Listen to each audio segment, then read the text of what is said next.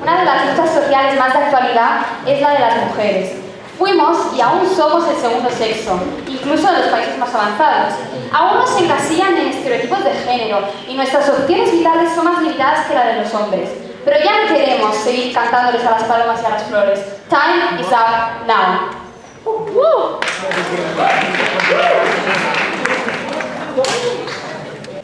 Daquelas que cantan as pomas e as flores, todos din que teña alma de muller, pois eu que non a canto, de que a terei.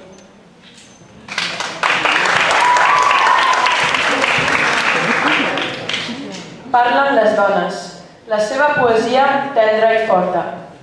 Ben pocs s'aturen a escoltar aquestes veus, que, transversades, nou llenguatge diuen, nascut al fons dels segles.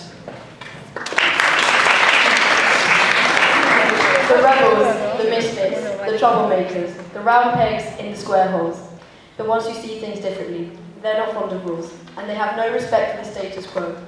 You can quote them, disagree with them, glorify or vilify them. About the only thing you can't do is ignore them. Because they change things, they push the human race forward. While some see them as the crazy ones, we see genius. Because the people who are crazy enough to think they can change the world are the ones who do.